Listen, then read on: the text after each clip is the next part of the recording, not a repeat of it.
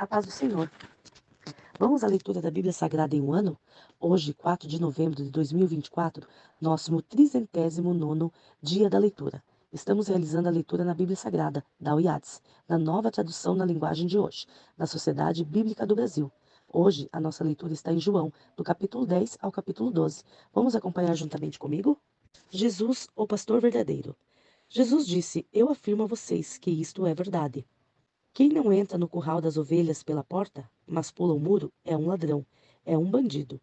Mas quem entra pela porta é o pastor do rebanho. O porteiro abre a porta para ele. As ovelhas reconhecem a sua voz, quando ele as chama pelo nome, e ele as leva para fora do curral. Quando todas estão do lado de fora, ele vai à frente delas, e elas o seguem, porque conhecem a voz dele. Mas de jeito nenhum seguirão um estranho. Pelo contrário, elas fugirão, pois não reconhecem a voz dos estranhos. Jesus fez esta comparação, mas ninguém entendeu o que ele queria dizer. Jesus na porta. Então, Jesus continuou: Eu afirmo a vocês que isto é verdade. Eu sou a porta, por onde as ovelhas passam. Todos os que vierem antes de mim são ladrões e bandidos, mas as ovelhas não deram atenção à voz deles. Eu sou a porta. Quem entrar por mim será salvo. Poderá entrar e sair e achará comida. O ladrão só vem para roubar, matar e destruir, mas eu vim para que as ovelhas tenham vida e vida completa. Jesus, o bom pastor. Eu sou o bom pastor. O bom pastor dá a vida às ovelhas. O empregado batalha somente por dinheiro. Ele não é pastor, e as ovelhas não são dele. Por isso, quando vê um lobo chegando, ele abandona as ovelhas e foge. Então o lobo ataca e espalha as ovelhas. O empregado foge, porque trabalha somente por dinheiro. Não importa com as ovelhas. Eu sou o bom pastor, assim o Pai me conhece. E eu conheço o Pai. Assim também conheço as minhas ovelhas, e elas me conhecem. Eu estou pronto para morrer por elas. Tenho outras ovelhas que não estão neste curral. Eu preciso trazer essas também, e elas ouvirão a minha voz. Então elas se tornarão um só rebanho com um só pastor. O Pai me ama porque eu dou a minha vida para recebê-las outra vez. Ninguém tira a minha vida de mim, mas eu a dou por minha própria vontade. Tenho direito de dá-la e de torná-la a recebê-la, pois foi isso o que o meu Pai me mandou fazer. Quando ouvi isso, o povo se dividiu outra vez. Muitos diziam: Ele está dominado por um demônio. Está louco. Por que é que vocês escutam o que ele diz? Outros afirmavam: Quem está dominado por demônio? Não fala assim. Será que um demônio pode dar vista aos cegos? O povo rejeita Jesus. Era inverno, em Jerusalém. Estavam comemorando a festa da dedicação. Jesus estava andando pelo pátio do templo, perto da entrada, chamada Albergue de Salomão. Então o povo se ajuntou em volta dele e perguntou: Até quando você vai nos deixar na dúvida? Diga com franqueza: você é ou não é o Messias? Jesus respondeu: Eu já disse, mas vocês não acreditaram. As obras que eu faço, pelo poder do nome do meu Pai, falam por mim. Mas vocês não creem, porque não são minhas ovelhas. As minhas ovelhas escutam a minha voz, e eu as conheço, e elas me seguem. E eu lhe dou a vida, e por isso elas nunca morrerão. Ninguém poderá arrancá-las da minha mão. O poder que o Pai me deu é maior do que tudo, e ninguém pode arrancá-las da mão dele. Eu e o Pai somos um. Então eles tornaram a pegar pedras para matar Jesus. E ele disse: Eu fiz diante de vocês muitas coisas boas, que eu e o Pai me mandou fazer. Por causa de qual delas vocês querem me matar? Eles responderam: Não é por causa de nenhuma coisa boa que queremos matá-lo, mas porque, ao dizer isso, você está blasfemando contra Deus. Pois você é apenas um ser humano, está se fazendo de Deus. Então Jesus afirmou: Na lei de vocês está escrito que Deus disse: Vocês são deuses. Sabemos que as escrituras sagradas sempre dizem a verdade. E sabemos que, de fato, Deus chamou os deuses aqueles que receberam a sua mensagem. Quanto a mim, o Pai me escolheu e me enviou ao mundo. Então, por que vocês dizem que blasfemo contra Deus, quando afirmo que sou o filho dele? Se não faço o que o meu Pai manda, não creiam em mim. Mas se eu faço a vocês, não creem em mim. Então, creiam pelo menos nas coisas que eu faço. E isso para que vocês fiquem sabendo que uma vez por todas que o Pai vive em mim e que eu vivo no Pai. E a essa altura tentaram novamente prendê-lo, mas Jesus escapou das mãos deles. Ele voltou de novo para o lado leste do Rio Jordão. Foi para o lugar onde João Batista tinha batizado antes e ficou lá. E muita gente ia vê-lo dizendo: João não fez nenhum milagre, mas tudo o que ele disse sobre Jesus é verdade. E naquele lugar muita gente creu em Jesus. A morte de Lázaro. Um homem chamado Lázaro estava doente. Ele era do povoado de Betânia, onde Maria e a sua irmã Marta moravam. Esta Maria era a mesma que pôs perfume nos pés do Senhor. Jesus o enxugou com os seus cabelos. Era a irmã dele, Lázaro, que estava doente. As duas irmãs mandaram dizer a Jesus: Senhor, o seu querido amigo Lázaro está doente. Quando Jesus recebeu a notícia, disse: O resultado final desta doença não será para a morte de Lázaro. Isso está acontecendo para que Deus revele o seu poder glorioso e assim, por causa dessa doença, a natureza divina do Filho de Deus será revelada. Jesus amava muito Marta e sua irmã e também a Lázaro. Porém, quando soube que Lázaro estava doente, ainda ficou 2 dias onde estava. Então disse aos seus discípulos: Vamos voltar à Judeia. Mas eles disseram: Mestre, faz tão pouco tempo que o povo de lá queria matá-lo a pedradas e o Senhor quer voltar? Jesus respondeu: Por acaso o dia não tem 12 horas? Se alguém anda de dia, não tropeça, porque vê a luz deste mundo. Mas se anda de noite, tropeça, porque nele não existe luz. Jesus disse isso e depois continuou: O nosso amigo Lázaro está dormindo, mas vou lá acordá-lo. Senhor, se ele está dormindo, isso quer dizer que vai ficar bom, disseram eles. Mas o que Jesus queria dizer era que Lázaro estava morto. Porém, eles pensavam que ele estivesse falando de um sono natural. Então, Jesus disse claramente: Lázaro morreu, mas estou alegre por não ter estado lá com ele, pois assim vocês vão crer. Vamos até a casa dele. Então Tomé, chamado o Gêmeo, disse aos outros discípulos: Vamos nós também, a fim de morrer com o Mestre. Jesus é a ressurreição e a vida. Quando Jesus chegou, já fazia 4 dias que Lázaro havia sido sepultado. Betânia ficava a menos de 3 quilômetros de Jerusalém. E muitas pessoas tinham vindo visitar Marta e Maria para consolarem, por causa da morte do irmão. Quando Marta soube que Jesus estava chegando, foi encontrar-se com ele. Porém, Maria ficou sentada em casa. Então Marta disse a Jesus: Senhor, se estivesse aqui, este meu irmão não teria morrido. Mas eu sei que mesmo não teria morrido, mas sei que o mesmo, assim, Deus lhe dará tudo o que o Senhor pedir a ele. O seu irmão vai ressuscitar, disse Jesus. Marta respondeu: Eu sei que ele vai ressuscitar no último dia. Então Jesus afirmou: Eu sou a ressurreição e a vida. Quem crê em mim, ainda que morra, viverá. E quem vive e crê em mim, nunca mais morrerá. Você acredita nisso? Sim, Senhor, disse ela.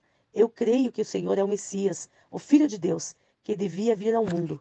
Jesus chora. Depois de dizer isso, Marta foi e chamou Maria, sua irmã. Ele disse em particular: O mestre chegou e está chamando você. Quando Maria ouviu isso, levantou-se depressa e foi encontrar-se com Jesus, pois ele não tinha chegado ao povoado, mas ainda estava no lugar onde Marta havia encontrado. As pessoas que estavam na casa de Marta consolavam, e a viram, ela se levantou e saiu depressa. Então foram atrás dela, pois pensavam que ela ia ao túmulo para chorar ali. Maria chegou ao lugar onde Jesus estava, e logo que o viu, caiu aos seus pés e disse: Se o Senhor estado aqui, o meu irmão não teria morrido. Jesus viu Maria chorando e viu as pessoas que estavam com ela chorando também. Então ficou muito comovido e aflito, e perguntou: Onde foi que o sepultaram? Venha ver, Senhor, respondeu. Jesus chorou. Então as pessoas disseram: Vejam como ele amava Lázaro. Mas algumas delas disseram: Ele curou o cego. Será que ele poderia ter feito alguma coisa para que Lázaro não morresse? A ressurreição de Lázaro. Jesus ficou outra vez muito comovido. Ele foi até o túmulo, que era uma gruta com uma pedra colocada na frente, e ordenou: Tirem a pedra. Marta, a irmã do morto, disse. Marta, a irmã do morto, disse: Jesus, ele está cheirando mal, pois já faz 4 dias que foi sepultado. Jesus respondeu: Eu não lhe disse que se você crer, você verá a revelação do poder glorioso de Deus? Então te retiraram a pedra. Jesus olhou para o céu e disse: Pai, eu te agradeço porque me ouvistes. Eu sei que sempre me ouves, mas eu estou dizendo isso por causa de toda essa gente que está aqui, para que eles creiam que tu me enviastes. Depois de dizer isso, gritou: Lázaro, venha para fora! E o morto saiu. Os seus pés e as suas mãos estavam enfaixados com tiras de pano, e o seu rosto estava enrolado com um pano. Então Jesus disse: Desenrole as faixas e deixem que ele vá. O plano para Marta, o plano para matar Jesus. Muitas pessoas que tinham ido visitar Maria viram o que Jesus tinha feito e creram nele. Mas algumas pessoas voltaram e contaram aos fariseus o que ele havia feito. Então os fariseus e o chefe dos sacerdotes se reuniram com o conselho superior e disseram: O que é que nós vamos fazer? Este homem está fazendo muitos milagres. Se deixarmos que ele continue fazendo essas coisas, todos vão crer nele. As autoridades romanas agiram contra nós e destruíram o templo e o nosso país. Então Caifás, que naquele ano era o grande sacerdote, disse: Vocês não sabem nada. Será que não entenderam que para vocês é melhor que morra apenas um homem pelo povo do que deixar que o país todo veja destruído? Naquele momento, Caifás não estava falando por si mesmo, mas, como ele era o grande sacerdote naquele ano, estava profetizando que Jesus ia morrer pela nação. E não somente pela nação, mas também para reunir em um só corpo todos os filhos de Deus que estão espalhados por toda parte. Então, naquele dia em diante, os líderes judeus fizeram planos para matar Jesus. Por isso, ele já não andava publicamente na Judéia, mas foi para uma região perto do deserto, em uma cidade chamada Efraim, e ficou ali com seus discípulos. Faltava pouco tempo para a festa da Páscoa. Muitos judeus foram a Jerusalém antes da festa para tomar parte da cerimônia de purificação. Eles procuravam Jesus e no pátio do templo perguntavam uns aos outros: O que vocês acham? Será que ele vem à festa? Os chefes dos sacerdotes e fariseus queriam prender Jesus. Por isso, tinham dado ordem para que, se alguém soubesse, contasse onde ele estava. 6 dias antes da Páscoa, Jesus foi ao povoado de Betânia, onde morava Lázaro, a quem ele tinha ressuscitado. Preparavam ali um jantar para Jesus, Marta. Ajudavam a servir, e Lázaro era um dos que estavam à mesa com ele. Então Maria pegou um frasco cheio de um perfume muito caro, feito de nardo puro. Ela derramou o perfume nos pés de Jesus e o enxugou com seus cabelos. E toda a casa ficou perfumada. Mas Judas Iscariote, o discípulo que ia trair Jesus, disse: Este perfume vale mais de 300 moedas de prata. Por que não foi vendido? E o dinheiro dado aos pobres? Judas disse isso não porque tivesse pena dos pobres, mas porque era ladrão. Ele tomava conta da bolsa de dinheiro e costumava tirar do que punhava nela. Então Jesus respondeu: Deixe Maria em paz, que ela guarde isso para o dia do meu sepultamento. Os pobres estarão sempre com você, mas eu não estarei sempre com vocês. O plano para matar Lázaro. Muitas pessoas ficaram sabendo que Jesus estava em Betânia, então foram até lá. Lá não só por causa dele, mas também para ver Lázaro, o homem que Jesus tinha ressuscitado. Então os chefes dos sacerdotes resolveram matar Lázaro também, pois por causa dele muitos judeus estavam abandonando os seus líderes e crendo em Jesus. Jesus entra em Jerusalém. No dia seguinte, a grande multidão que tinha ido à festa da Páscoa ouviu dizer que Jesus estava chegando a Jerusalém. Então, eles pegaram ramos de palmeira e saíram para se encontrar com ele, gritando: Hosana, ó Deus! Que Deus abençoe aquele que vem em nome do Senhor. Que Deus abençoe o rei de Israel. Jesus procurou um jumentinho e montou, como dizem as escrituras sagradas. Povo de Jerusalém, não tenham medo. Veja, aí vem o seu rei, montado em um jumentinho. Naquela ocasião, os discípulos não entenderam isso, mas depois de Jesus ter voltado para a presença gloriosa de Deus, eles lembraram que isso estava escrito a respeito dele e também que era isso o que tinha acontecido. A multidão que estava com Jesus, quando ele havia chamado Lázaro para fora do túmulo, e o que tinha ressuscitado, espalhou-se a notícia do que tinha acontecido, e o povo foi encontrar-se com Jesus, pois ficou sabendo que ele tinha feito esse milagre. Então os fariseus disseram uns aos outros: Não estamos conseguindo nada. Vejam, todos estão indo com ele. Alguns não-judeus vão ver Jesus. Entre o povo que tinha ido a Jerusalém para tomar parte na festa, estavam alguns não-judeus. Eles foram falar com Felipe, que era da cidade de Betsaida, na Galileia, e pediram: Senhor, queremos ver Jesus. Felipe foi dizer isso a André, e os dois foram falar com Jesus. Então ele respondeu: Jesus, a hora de ser revelada a natureza divina do Filho do Homem. Eu afirmo a vocês que isto é verdade.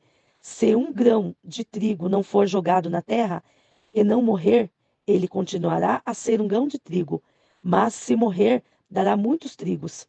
Quem ama a sua vida não terá a vida verdadeira, mas quem não se apega à vida não terá a vida verdadeira. Mas quem não se apega à sua vida neste mundo, ganhará para sempre a sua vida verdadeira.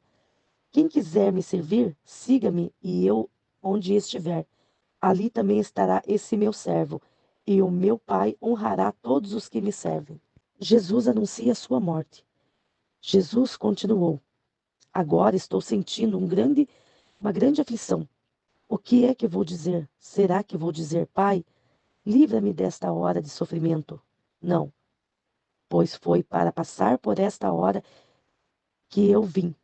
Pai, revela a tua presença gloriosa. Então do céu veio uma voz que dizia: Eu já a revelei e a revelarei de novo. A multidão que estava ali ouviu a voz e dizia que era como um trovão. Outros afirmavam que um anjo tinha falado com Jesus, mas ele disse: Não foi por minha causa que veio esta voz, mas por causa de vocês. Chegou a hora de este mundo ser julgado, e aquele que manda nele será expulso. E quando eu for levantado da terra, atrairei todas as pessoas para mim. Ele dizia isto para indicar de que maneira ia morrer. A multidão perguntou: A nossa lei que o Messias vai viver para sempre. Como é que o Senhor diz que o Filho do Homem precisa ser levado da terra? Quem é esse o Filho do Homem? Jesus respondeu: A luz estará com vocês ainda um pouco mais. Vivam a sua vida enquanto vocês têm esta luz, para que a escuridão não caia de repente sobre vocês. Quem anda na escuridão não sabe para onde vai. Enquanto vocês têm luz, creiam na luz, para que possam viver na luz. O povo não crê. Depois que Jesus disse, foi embora e se escondeu do povo. Eles tinham visto Jesus fazer todos esses milagres, mas não criam nele, para que os cumprisse o que disse o profeta Isaías: Senhor, quem creu na nossa mensagem e quem viu que era o Senhor que estava agindo? Não podiam crer, porque, como disse Isaías, Deus cegou os olhos deles e fechou a mente deles, para que não vejam e não entendam e não se voltem para ele e sejam curados por ele. Isaías disse isso porque viu a revelação da natureza divina de Jesus e falou a respeito dele. No entanto, muitos líderes judeus creram em Jesus, mas não falavam publicamente a favor dele, para que os fariseus não o expulsassem da sinagoga. Eles gostavam mais de ser elogiados pelas pessoas do que de ser elogiado por Deus. A palavra de Jesus julgam. Jesus disse bem alto: Quem crê em mim, crê somente em mim, mas também naquele que me enviou. Quem me vê, vê também aquele que me enviou. Eu vim ao mundo como luz para que quem crê em mim não fique na escuridão. Se alguém ouvir a minha mensagem e não a praticar, eu não o julgo, pois eu vim para salvar o mundo e não para julgá-lo. Quem me rejeita e não aceita a minha mensagem, já tem quem vai julgá-lo. As palavras que tenho dito serão o juiz dessas pessoas no último dia.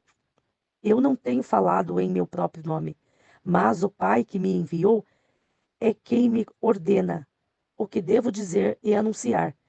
E eu sei que o seu mandamento dá a vida eterna.